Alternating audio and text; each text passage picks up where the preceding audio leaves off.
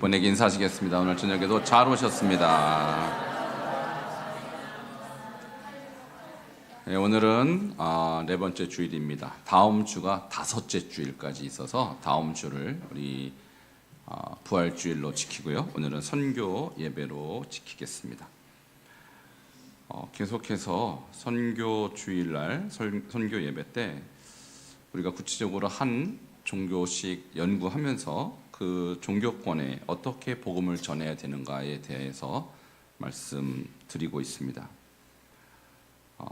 불교권 말씀드렸고 천주교권 말씀드렸고 오늘 세 번째 유교권입니다. 여러분, 유교가 제일 부흥한 나라가 어느 나라일까요? 인구 수로 보면 중국이 제일 많죠. 중국에서 시작했으니까. 근데 인구 비율로 보면 제일 부흥한 나라가 여러분이 살고 있는 나라예요. 그러니까 유교권 선교다. 그럼 어느 나라 생각하시면 될까요? 네, 대한민국 생각하시면 돼요. 근데 유교권을 특별히 대상으로 선교하는 선교사가 있을까요? 없어요. 유교에 대해서는 별로 연구도 안 하고 선교사들이 나 유교권 선교 이런 분 없습니다. 난 불교, 난 이슬람, 난 천주교 이런 분들은 많지만 누가 해야 될까요? 그러면 옆에 분에게 바로 당신입니다. 바로 우리 권사님, 집사님, 장로님 바로 옆에 계신 그분이 그럼 나는 어떻게 해야 돼요? 내가 해야 되는 거예요. 그죠? 서로 당신이라 그랬으니까 내가. 제가 지금 여러분께 선교 예배 때 왜 불교권 얘기를 하고 천주교권 우리 주변에 있으니까 여러분이 유교권 선교사가 되시기를 축원합니다. 우리 옆에 분에게 집사님, 권사님, 장로님이 유교권 선교사이십니다. 네, 제가 아침에도 말씀드렸지만 저희 집안이 전통적인 유교 집안. 물론 제가 태어날 때는 그런 거 다 없어졌어. 저희 아버님이 예수 믿을 때 엄청난 박해를 받았습니다. 엄청난 박해를 받았어요. 왜 박해를 받을까요? 유교 집안이기 때문에. 그러니까 유교에 그러면 예수 믿으면 안 되는 이유가 있을 거 아니에요. 그죠? 박해하는 이유가 있을 거 아닙니까? 거기에 신이 있는 거예요. 거기에 나름대로 자기의 신앙이 있는 거예요. 그러면 유교의 신은 누굴까요? 조상이라고요. 조상. 그러니까 유교를 선교한다. 유교권을 선교한다라는 것은 조상을 신으로 모시고 있는 사람에게 조상보다 더 위대한 신이 있다는 것을 알려주는 데 초점이 있어요. 여러분, 우리 조상보다 더 위대하신 분이 하나님이십니다. 아멘. 오늘 본문을 여러분 읽었지만 저 본문이 유교권 선교하고 무슨 관계가 있을까? 조금만 있으면 압니다. 가르쳐 드릴게요. 먼저 세계 종교 비율을 먼저 볼 텐데요. 유교가 얼마나 큰 비율을 차지하고 있는지 저 초록색으로 제가 하이라이트는 중국 종교 이렇게 써놨죠? 그게 바로 유교예요. 몇 퍼센트 정도 됩니까? 5.98%, 한 6% 정도 되는데 80억 인구 중에 5.98, 한 6% 되니까요. 거의 5억 가까이 됩니다. 그러니까 중국 인구가 15억입니다. 우리나라 인구가 5,300만입니다. 일본, 대만, 싱가포르, 이 아시아계에 유교를 믿는 사람이 약 5억 가까이 돼요. 적지가 않죠. 적은 인구가 아니에요. 자, 그렇다면 우리 유교 국가들, 유교를 믿는 국가들을 구체적으로 랭킹이 나와 있어요. 랭킹. 그 나라의 유교가 비율이 높은 순서로 하와이 대학교에서 유교를 연구했습니다. 그래서 유교가 그 나라에 영향을 크게 미치는 순서를 랭킹으로 5위까지 선정을 했는데 1위가 자랑스럽게 한국이에요. 한국은 유교가 지배하는 나라다. 그도 그럴 것이 조선한조 600년 동안 유교가 국가의 정신적인 그런 철학이었죠. 2위가 일본이에요. 3위가 홍콩, 4위가 대만, 5위가 중국. 중국이 원산지인데 왜 5위밖에 안 되느냐? 공산화되었기 때문이죠. 그래서 공산화 시절 중국은 사실 모택동이 넘버 원인인데 자꾸 공자하면 안 되니까 공자를 사실상 몰아낸 거예요. 그런데 지금 요즘 중국은 아닙니다. 다시 공자가 살아나고 있어요. 자기네 정신적 어떤 전통 사상으로 공자 사상을 다시 부각하고 있습니다. 어쨌든 하와이 대학교에서는 대한민국이 유교 국가다라고 말할 정도로 대한민국을 강력한 유교 공동체로 보고 있다는 사실입니다. 그래서 제가 궁금해서 그러면 대한민국에 내가 유교 신자요 라고 말하는 사람이 얼마나 될까? 대한민국의 종교 분포를 2022년 분포를 조사했더니 잘 보이시는지 모르겠어요. 주황색이 기독교인데요. 20%예요. 당신 종교가 뭐요? 5명 중에 1명이 나 기독교입니다. 이렇게 대답했어요. 저 밑에 초록색이 불교예요. 불교가 17%. 그러니까 한 6명 중에 1명이 나 불교요. 이렇게 대답했다라는 거예요. 그 다음에 그 중간에 있는 종교가 천주교 11%. 10명 중에 1명이 나 천주교요. 이렇게 대답했다라는 거예요. 저기 유교가 있습니까? 없습니까? 없어요. 아니, 하와이 대학교에서는 대한민국이 유교 제일 국가인데 본인들 정작 나의 신앙은 유교라고 말하는 사람은 거의 없다라는 거예요. 오늘 이 부분을 우리가 한번 깊이 생각해 볼 필요가 있어요. 도대체 유교 신자 다 어디 있는 겁니까? 네. 자, 진짜 유교 신자가 몇 %인지 제가 이제부터 말씀드릴게요. 2023년 불과 1년밖에 안 됐습니다. 작년에 한국인 중에서 제사 지내는 비율을 연구했어요. 자, 이 사람들 뭐 믿는 거예요, 지금? 유교죠. 저기 공식 통계는 안 나와요. 1%도 없어요. 근데 작년 기준, 나 제사 드립니다, 제사 지냅니다 하는 비중이요.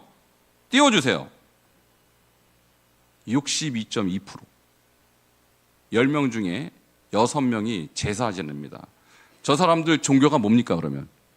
유교입니다. 안 지낸 데가 37.8%. 여러분 제사 지내요, 안 지내요? 안 지내요. 여러분이 37.8%로. 그러면 안 지내는 분보다 제사 지내는 분이 아직도 저렇게 많아요. 거의 더블이에요. 그러니까 하와이 대학의 분석이 맞는 거예요. 대한민국은 유교 국가다. 표면적으로는 기독교가 제일 많아요. 그 다음 불교, 그 다음에 천주교인데 실제로 껍데기를 벗기고 보니까 그 속에는 뭐가 있더라? 유교. 천주교 신자도 껍데기 벗겨보니까 유교가 있고, 불교 신자도 껍데기 벗겨보니까 유교가 있고, 심지어 기독교인들도 껍데기는 기독교라는 이미지로 사람들에게 보이지만 그 안에는 유교가 들어있다고요. 오늘 이 점을 우리가 간과해서는 안 됩니다. 자, 옆에 분 한번 의심의 눈초리로 쳐다보시고, 집사님은 아니시죠? 여쭤보세요. 권사님은 아니시죠? 예, 아닙니다. 우리 교회는 그런 분 없어요. 예. 몸은 여기 와 있는데 마음은 유교에 가 있는 분이 대한민국에 저렇게 많다고요. 통계가 보여주잖아요. 단 1%도 나 유교 신자라고 말하지 않지만 그 사람의 사상과 생각은 조상을 잘 모셔야 복받는다, 이렇게 믿는다고요. 이게 유교입니다. 무서운 거예요. 드러나지 않은 숨어있는 종교라는 거예요. 네, 드러나면 어떻게 때려잡거나 어떻게든 처리하는데 드러나질 않아요, 유교는.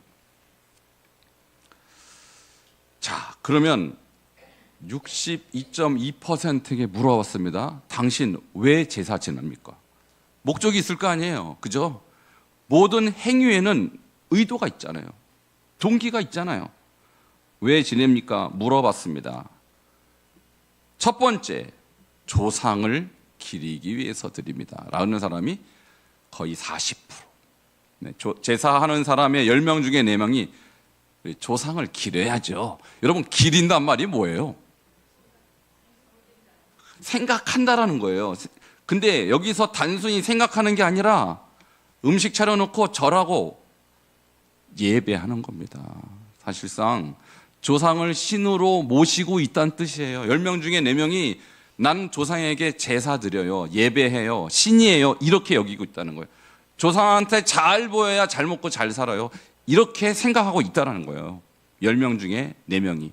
자, 저거 종교입니까 아닙니까? 종교라고요. 그럼 두 번째 많은 이유가 27.2%. 10명 중 한 3명 정도는 부모님이 지내서 그냥 따라 지내는 거예요. 저는 뭐 별로 마음이 없어요. 그럼 부모님은 왜 제사를 지내는 걸까요? 그러면 조상을 기리기 위해서. 그러니까 부모님이 조상을 기리는데 나도 따라 드려요, 그런 얘기거든요. 그럼 결국은 그 말이 그 말 아니에요? 그렇죠? 그러니까 저 39.6%나 27.2%나 똑같은 얘기입니다. 우리 부모가 조상을 기리니까 나도 따라서 기려요. 같이 조상 숭배하는 거예요. 자, 이해되시죠? 자, 마지막 세 번째 이유는 가족들과 교류를 위해서. 그 무슨 얘기냐면 다 제사 드리는데 우리만 빠지면 교류가 안 돼요. 여러분 같은 케이스예요. 친척들 명절 때 다 제사 드리는데 여러분 나 예수 믿어서 안 드린다. 그러면 교류가 솔직히 어렵죠. 그죠? 그래서 분위기상 그냥 가서 절하는 거예요. 이런 분이 16.6%. 그러니까 10명 중에 한 8명 정도는 조상을 신으로 인정한다는 얘기예요. 자, 이러니 대한민국 유교 국가 맞습니다. 유교 국가 맞아요. 표면적으로는 다른 종교를 이름표를 달고 있지만 그 속 안에는 조상이 신인 사람이 너무너무 많다라는 거예요. 자, 이러니 선교해야 되겠습니까? 안 해도 되겠습니까? 누가 해야 될까요? 여러분이 하셔야 돼요. 왜? 이런 강의를 듣는 사람이 많지가 않거든요. 자, 제가 이 선교 예배 때는 성경의 얘기를 물론 드립니다. 오늘 본문 얘기를 마지막에 다룰 건데 설교라기보다는 여러분 강의라고 생각하고 들으세요. 강의. 예, 불교에 대해서, 이슬람에 대해서, 천주교에 대해서, 유교에 대해서 일단 알아야 선교할 거 아닙니까? 그래서 선교학과 신학은 조금 달라요. 신학은 성경 자체를 연구하지만 선교학은 대상을 연구하는 거예요. 내가 복음 전하려고 하는 대상이 무슨 생각 갖고 있고 어떤 생각을 갖고 있나 알아야 전도하는 거 아닙니까? 여러분은 관석중앙교회에 출석하고 예배 드리는 이상 선교사가 꼭 되시길 바랍니다. 되기 싫은데 어디 가란 얘기가 아니에요.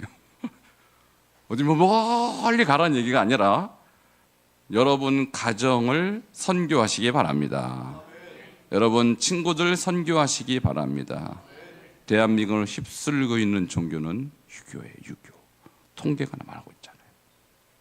근데 아무도 그 유교를 연구하지 않고 유교 믿는 사람들이 어떻게 복음을 전할지 가르쳐주지 않는다면 갈등뿐일 것입니다. 그러나 여러분 오늘 배웠기 때문에 이제 여러분 가정에, 여러분 친구들에게 선교사로 쓰임받기를 축원합니다. 자, 조상제사 드리는 이유 3가지 말씀드렸고요. 안 드리는 이유가 있을 거 아니에요. 그죠? 안 드리는 분들에게 물어보니까 첫 번째 이유가 종교적 이유래요. 그럼 어떤 종교를 믿기 때문에 그럴까요? 기독교밖에 없어요. 여러분 천주교가 조상제사 인정하는 거 아시죠? 과거에 초창기 때 천주교가 대한민국에 조선 땅에 들어올 때는요 조상제사 인정 안 했어요. 그래서 순교했어요. 근데 교양청에서 전략을 바꿨어요. 갑자기 지령이 내려왔습니다. 조선 땅에서 선교하는 사람들 그 조상제사 그냥 받아들이세요. 아니 그것 때문에 목숨 걸고 죽었던 사람들은 뭐예요? 갑자기 전략이 바뀌어서 조상제사를 그저 전통 문화로 여겨라. 그러면서 천주교는 지금도 조상제사 인정해요. 참 믿기 편한 종교입니다. 천주교는 술 마셔도 되고 제사 드려도 되고 참 믿기 편해요. 근데 기독교는 안 돼요. 옛날에도 안 됐고 지금도 안 돼요. 왜? 우리의 예배 대상은 하나님뿐이기 때문입니다. 이건 바뀔 수가 없어요. 종교적 이유로 안 드린다라는 사람은 기독교인 뿐입니다. 다른 종교는 타치 안 합니다. 이 부분은. 그다음에 가족들이 모이기 힘들어서, 이 말은 가족들이 뿔뿔이 흩어져 사니까 모여서 제사를 지내야 되는데 모이기가 힘들어서, 그것도 13.7%. 그다음에 특별히 가부장적이어서 마음에 안 든다. 특히 젊은 여자분들, 요즘 제사를 안 드리는 하나의 트렌드가 뭐냐면 세대, 젊은 특별히 MZ세대 MZ세대는 제사 안 드린대요. 내가 왜 해요? 하고 시어머니한테 아예 선언해버린다. 못 드린다고. 그분들 예수쟁이보다 더 합니다. 요즘 못 말린답니다. 시어머니들이. 어쨌든 그런 이유가 12.5%. 자, 그러면 우리가 이제 제사에 대해서 좀 이해를 할 수 있어야 되는데, 제사도 종류가 다양합니다. 한두 가지가 아니에요. 우리 예배도 종류가 다양하죠. 주일 예배, 새벽 예배, 금요 예배, 수요 예배, 가정 예배, 뭐 이사 예배, 뭐 첫돌 예배 많죠. 근데 제사는 한번 보여주시기 바랍니다. 종류가 상당히 다양해요. 아마 여러분 그동안 제사 지내는 집안은 아마 아실 거예요. 초조제라는 게 있어요. 이게 뭐냐면 가문의 시조에게 드리는 제사예요. 자, 저는 신씨 가문인데 제가 우리 신씨 가문의 족보를 봤더니 조상이 중국 사람이더라고요. 어쩐지 중국 가니까 음식이 입에 착착 맞는 게 고향에 온 느낌이었어요. 몰랐어요, 저도. 나중에 족보 보고 알았어요. 내 혈통이 중국 혈통이구나. 여러분, 한국 사람의 한 60%가 중국 혈통이니까 중국 너무 미워하지 마세요. 그래서 제가 우리 가문의 시조에게 만일 예수 안 믿었다면 신경이라는 우리 조상에게, 시조에게 저는 제사를 드릴 뻔했어요. 예수 믿으니까 이제 안 드립니다. 이게 초조제. 두 번째, 선조제가 있어요. 선조제는 뭐냐? 초대 선조, 우리 가문으로 하면 신경 이외에 그 밑에 있는 고조 이상의 조상들을 위한 제사, 선조제. 여러분, 1년에 12번 제사 드리는 집안이 있습니다. 지금도. 저기 안동 가면, 안동, 그죠? 그 사람들 저거 다 드려요. 지금도. 뇌제가 있어요. 죽은 부모를 위한 제사. 기일제, 이건 아실 거예요. 돌아가신 어머니, 아버지, 그날 돌아가신 날에 모여서 제사합니다. 자, 우리 기독교는 제사 안 합니다. 우리는 그냥 모여서 한번 추모하는 예배를 드립니다. 묘제, 5대 이상의 조상을 위해 묘소에 가서 지내는 제사. 그 다음에 제일 유명한 게 차례, 명절 때 지내는 제사. 굉장히 다양하죠. 이걸 다 드려요. 근데 시대가 요즘은 좀 바뀌어서 초조제 드리는 집안은 거의 없습니다. 선조제도 거의 없어요. 그저 기일제나 차례 정도, 그 정도 드려요. 그러니까 제사의 종류가 이렇게 많다라는 것은 그들이 돌아가신 조상에 대한 어떤 의식이 굉장히 강하다라는 거예요. 굉장히 강하다. 이분들한테 잘못 보이면 큰일 난다는 의식이 있는 거예요. 자, 그래서 조상 신의 명칭이 다양하게 있습니다. 자, 이런 이름이 있어요. 조상 신의 이름 중에서 첫 번째, 조상단지, 신주단지 들어보셨죠? 조상 할매, 이게 할머니를 말하는 게 아니라 조상 신의 이름이에요. 세존, 재석, 이런 이름이 다 조상을 신격화한 이름들입니다. 많이 들어보셨죠? 자, 그러면 도대체 유교는 어떠한 신관을 갖고 있는가? 자, 그것에 대해서 제가 간략하게 설명드립니다. 조상을 신으로 여긴다라는 의미를 여러분 왜 그럴까라는 생각을 해보셔야 돼요. 왜 조상을 신으로 여겼을까? 이 말은요, 유교가 갖고 있는 신과는 소위 말하는 이 미신과 거의 같아요. 미신. 그러니까 조상은 천신과 동일시되고, 조상을 숭배하는 것은 하늘을 숭배하는 것과 마찬가지로 간주되는 거예요. 우리나라의 전통적인 그런 신앙이 있잖아요. 하늘을 신으로 여기는 천도교라는 종교가 있죠. 그래서 하늘과 조상을 동일시하는 신관을 갖고 있어요. 그래서 조상은 유일한 숭배 대상이 그래서 되는 거예요. 자, 이제부터 그럼 이 사람들에게 어떻게 전도할지를 말씀드릴게요. 이게 전도 전략, 선교 전략입니다. 자, 첫 번째, 함께 따라 하시겠습니다. 전통적인 효도관보다 기독교의 효도관이 부모님에게 더 유익이 된다는 것을 강조하라. 자, 이 말이 무슨 말이냐? 유교적인 효도관은 이런 거예요. 죽은 조상을 잘 모시는 게 효도다, 이렇게 말해요. 그래서 실제로 제사를 드리는 분들에게 당신 저 제사 드리는 조상을 신으로 여깁니까? 그러면 다 아니라 그래요. 그럼 뭐라고 말하냐면, 우리는 효도하는 것이다, 이렇게 말하는 거예요. 오케이, 좋다. 효도라고 치고, 그러면 기독교의 효도관은 뭐냐? 기독교의 효도관은 죽은 조상에게 제사를 지내거나 죽은 조상 앞에 밥을 놓거나 이게 아니라 살아 계실 때 살아계신 부모에게 효를 다하는 거, 이게 기독교의 효도관이에요.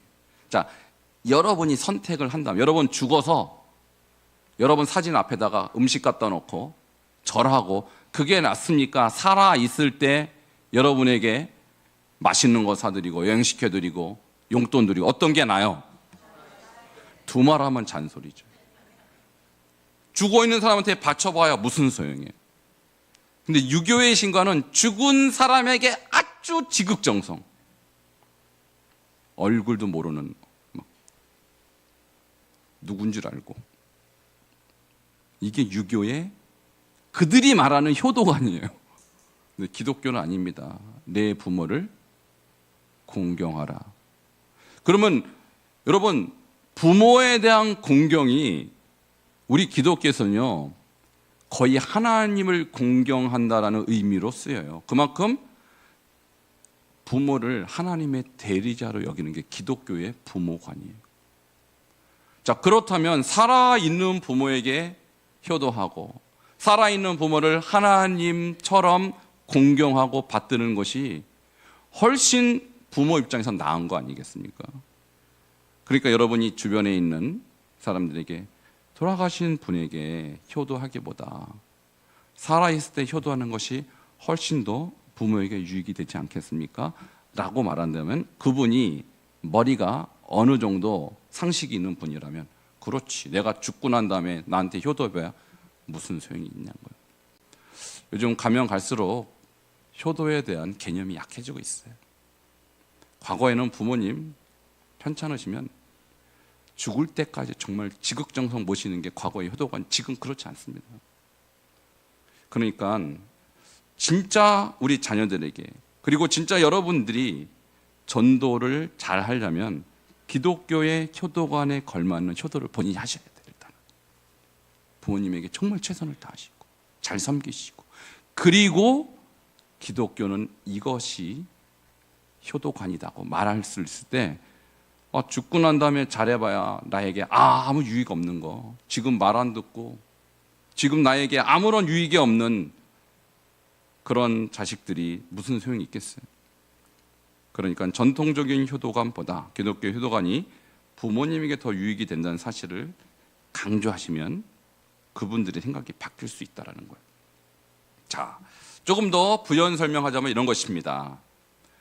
자, 전통적인 효도관은 돌아가신 조상을 위해 음식을 차려놓고 절을 함으로써 조상의 은덕을 기리는 것입니다. 반면 기독교 효도관은 부모님이 살아계실 때 기쁘게 드리라고 공경하라고 하는 효도관이에요. 자, 옆에 분에게 기독교의 효도가는 어떤 거라고요? 그리고 유교의 효도가는 그렇죠. 자, 여러분이 부모라면 어떤 것을 더 받고 싶으세요? 살아있을 때. 이거 강조, 살아있을 때. 돌아가신 분에게 무슨 효도입니까? 아무것도 모르는데, 그죠? 자, 몇 분에게 돌아가신 조상이 아닌 살아계실 때 효도합시다. 자, 이게 기독교의 효도가 아니에요. 얼마나 멋집니까? 여러분 실제로 그렇게 하셔야 되고, 그걸 강조할 때 유교 신자들의 마음이 생각이 바뀔 거예요. 자, 그 다음에 이 두 가지 효도 방법 가운데 어느 것을 실제로 부모님이 원하실까요? 부모가 죽은 후에 행하는 효도보다는 살아계실 때 행하는 효도가 더 가치 있다는 점을 강조하시면 유교 신자들이 깨달을 줄 믿습니다. 자, 그 다음에 두 번째 유교 신자 전도 방법 이런 거예요. 조상 제사가 가지고 있는 불완전성을 강조해야 돼요. 뭐가 불완전한가? 이런 것입니다. 자, 사람들이 조상 제사를 드리는 목적이 뭐예요? 화를 면하고 복을 받기 위한 것입니다. 그러니까 조상에게 잘 보면 조상이 복을 준다라는 사상을 갖고 있다는 거예요. 그런데 보통 돌아가신 부모님, 조부모님까지만 제사를 해요. 아까 제가 말씀드렸지만 제사의 종류가 많습니다만 그거 다 지키는 사람 거의 없어요. 다 지켜야 그 조상들이 다 복 줄 거 아닙니까? 근데 그런 집안이 얼마나 있겠어요, 세상에. 저 성균관 가면요, 그 사람들은 그렇게 해요. 1년 내내 제사 드려요. 근데 보통 사람들이 얼마나 시간이 한가하다고 그걸 다 하겠어요. 그저 돌아가신 부모님, 또 조부모님 수준에서 제사하고 많은데, 그렇다면 그 윗조상들이 어떤 생각을 하게 될까요? 괘씸한 생각을 하겠죠. 안 그렇겠어요? 나는 조상 아니야? 내가 더 윗조상인데. 그들의 논리라면 그런 거 아니겠습니까? 자, 그러면 그 윗조상들로부터 오는 화는 면할 수 없게 되는 것이죠. 자, 이처럼 조상제사는 불완전한 거예요. 내가 우리 부모에게, 우리 조부모에게 아무리 1년 몇 번씩 제사한다고 하더라도 모든 조상을 향한 다 이 제사가 필요한 것인데, 그들의 논리라면 그렇지 못하고 있는 사람에게 화를 면할 길이 없게 되는 것이죠. 자, 그러므로 유교의 제사는 불완전한 것이다 라는 점을 강조해야 되는 거예요. 자, 옆에 분에게 유교의 제사는 불완전한 것입니다. 자, 이해되시죠? 목적은 화를 면하자라는 거예요. 조상에게 잘 보여서. 근데 기껏 해봐야 부모, 조부모에게만 잘 보이면 그 윗조상에게는 어쩌려고 합니까? 라고 말할 수 있다는 거예요. 자, 세 번째. 이것이 오늘 본문과 관계가 있어요. 인류의 참된 조상은 하나님입니다. 그러니까 하나님께 제사를 지내야 하는 것입니다. 자, 그분들의 관점에서는 그런 거예요. 자, 아까 시조에게 제사하는 게 초조제라고 말씀드렸죠. 그러면 그 우리 가문으로 짜면 신경, 중국 감숙성에서 지금으로부터 약 900년 전에 고려시대에 이 땅에 와서 이 땅에 정착한 조상이 우리 조상이에요. 그런데 그분이 인류의 최초가 아니죠. 그죠? 그분 위에도 조상이 있을 거 아닙니까? 그럼 그분한테 제사 안 드리면 어떻게 해요? 그분도 조상인데. 그죠? 그러면 우리 조상을 계속 거슬러 올라간다면 누가 나올까 도대체? 인간으로 따지면 아담이 나오겠죠? 근데 아담과 하나님의 관계는 어떤 관계일까요, 그러면? 자, 여기서 중요한, 만일 하나님이 아담과 아버지와 아들 관계라면 최초의 조상은 하나님이 되는 거예요. 자, 그런데 아담과 하와가, 아담이 하나님과 부자 관계인가 아닌가를 증명하는 구절이 필요해요, 성경에서. 여러분, 아담이 하나님의 아들일까요, 아닐까요? 긴가민가. 하나님이 아담을 창조할 때 아들로 창조한 걸까요? 그저 피조물로 창조할 걸까요? 아직 의견이 갈려요. 오늘 이거 증명하겠습니다. 제가 증명해드리겠습니다. 그게 오늘 본문에 나와요. 누가복음 3장 38절에 그 위는 에노스요, 그 위는 셋이요, 그 위는 아담이요, 그 위는 하나님이시라 이렇게 나와요. 위가 뭐냐요? 위. 이게 번역상 위라고 번역했는데 무슨 뜻일까? 자, 이것을 조금 더 쉬운 번역인 현대인의 성경으로 번역하면 확실히 나와요. 가이난의 아버지, 위가 아버지란 뜻이에요. 에노스, 에노스의 위, 아버지는 셋. 셋의 아버지는 아담, 아담의 아버지는 하나님이셨다. 할렐루야. 아담과 하나님의 관계는 어떤 관계라고요? 아버지와 아들 관계. 그럼 우리 가문으로 따지면 신경이라는 우리 조상의 최고의 조상이 누구라는 거예요? 하나님의 아버지인, 아담의 아버지인 하나님. 그러니까 유교 신자에게 이 사실을 알려주셔야 돼요. 당신의 진짜 조상, 진짜 최초의 조상은 하나님이다. 하나님께 제사를 드려야 당신이 복 받는다. 이거 여러분 아셨어요? 모르셨어요? 지금까지? 여러분도 몰랐다고요. 그러니까 하나님과 아담의 족보를 모르니까 왜 하나님께 우리가 제사, 여러분 구약에 제사가 있잖아요. 왜 제사를 드리라고 했는가? 이제 이해가 되셨습니까? 인류의 시초는 아담 맞습니다. 그런데 아담은 하나님의 아들이라고 성경에 기록되어 있다고요. 유교적 관점에서 본다면 우리는 만약에 최초의 인간이 아담이면 아담을 숭배해야 되지만 그의 위에도 아버지가 계시더라. 조상이 누구라고요? 하나님. 그러니까 유교 신자에게 이 사실을 가르쳐주면 아하, 지금까지 헛제사를 드렸구만. 진짜 드려야 될 대상이 하나님이라는 사실을 깨닫는다면 그분들 대거 예수 믿게 될 것입니다. 오늘 이 사실을, 여러분은 이 사실을 아는 사람 많지 않아요. 자, 정리하겠습니다. 유교 신자 전도법. 첫 번째, 뭘 강조하면 됩니까? 전통적인 효도관보다, 유교적 효도관보다 기독교의 효도관이 부모님에게 더 유익이 된다는 사실을 강조하십시오. 실제적인 혜택은 살아있을 때 받는 거지. 죽어서 아무리 진수성찬 차려봐야 죽은 자가 무슨 혜택을 받습니까? 두 번째, 조상제사가 가지고 있는 불완전성을 강조하십시오. 기껏 해봐야 어머니, 아버지, 할아버지, 할머니에게 제사를 드린들 그 윗조상의 화를 어떻게 면하려고 합니까?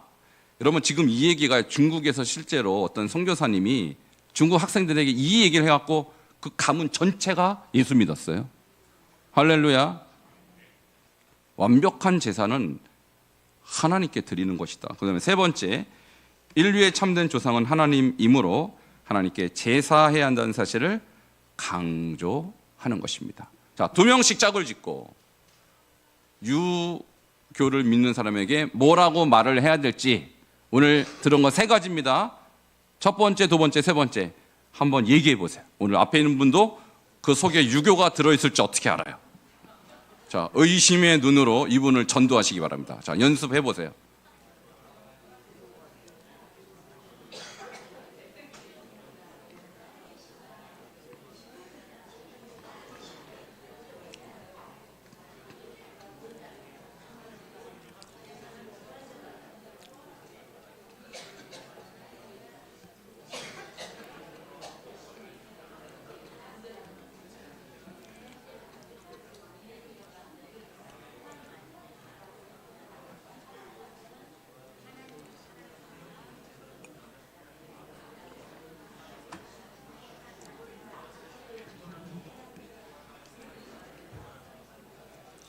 잘 되고 있습니까? 자, 오늘 말은 좀 어려웠을지 몰라도 내용은 간단해요. 죽어서 무슨 효도냐, 살아 있을 때 해라, 그 얘기고. 두 번째, 윗조상한테 제사한들은 그 화를 어떻게 감당하려고, 그렇게 간단하게 정리하면 되고. 세 번째, 진짜 조상은 하나님이요.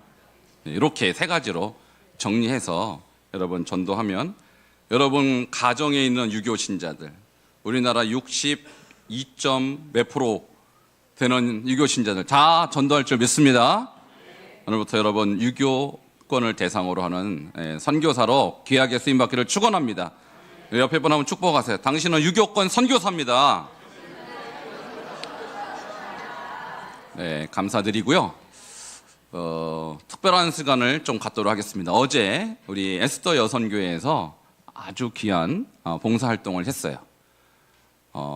고아원을 방문해서 아이들을 봉사하고 왔는데, 어제 참여하신 분들 중에서 한 분 모셔서 잠깐 보고회를 갖도록 하겠습니다. 김성옥 집사님 대표로 나오시도록 하겠습니다. 박수로 환영해 주세요. 네, 안녕하세요. 에스더 여선교회 회장 김성옥입니다. 연초에 이제 계획을 하는 거에서 지역 선교를 고민을 할 때 주변 청소도 좋고 이렇게 뭐 경찰서를 갈까 여러 가지 고민하다가 정기적으로 1년에 뭐 상반기 후반기 좀 어떤 기간에 정기적으로 가서 에스더만의 그런 문화를 만들면 어떨까, 그렇게 생각을 해서 좀 여러 가지를 알아보다가 원래 미혼모 센터나 아니면 고아원이나 청소년들 자립 위한 센터 이렇게 좀 알아봤는데, 저희 교회에 이제 경동원과 연관돼 있으신 분이 있어서 얘기를 해주셔서 이제 직접적으로 찾아봤고 이제 문의를 해서 가게 됐습니다. 그래서 이제 가게 됐고, 일단 영상을 보시고 연결해서 말씀드리겠습니다. 영상 틀어주세요.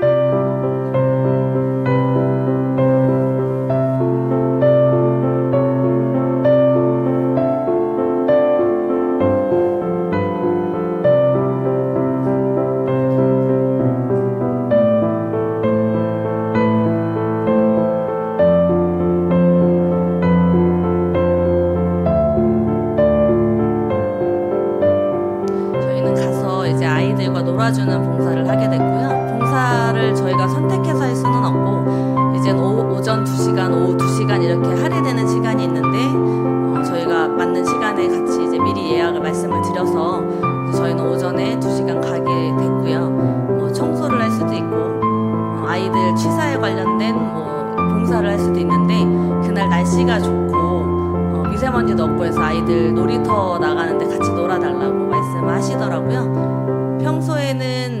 평소에도 놀이터 자주 나가냐, 그 바로 앞에 있는 놀이터인데 자주 나가냐 했더니 나가기는 하지만 만약에 우리가 1시간을 놀았다 하면 이제 한 분당 3명의 아이들을 보기 때문에 그 나가서 잠깐 정도 한 30분 정도 바짝 놀고 들어올 수 있는 정도밖에 안 된다고 해요. 그래서 봉사자가 오면 그래도 1대1 케어 정도 할 수 있고 2명, 1명 이렇게 봐줄 수 있기 때문에 저희 보고 부탁을 하셨고요. 가기 전에는 일단 준비물이 있는데 이 사진은 저희에게 아이들 간식을 좀 해달라고 후원을 해주셔서 이제 저희 이름으로 대리로 이제 후원을 하게 됐고요. 이 홈페이지에서 보면 이제 봉사 안내와 뭐 행운 나눔, 이렇게 행복 나눔에서 돈으로 후원을 할 수도 있고 물품으로 후원할 수도 있고 직접 가서 봉사를 할 수도 있어요. 그래서 뭐 저희도 매번 가면 좋지만 혹시 못 가게 되더라도 물품이라도 뭐 물질적으로라도 이제 후원을 하려고 이제 생각을 하고 있고요.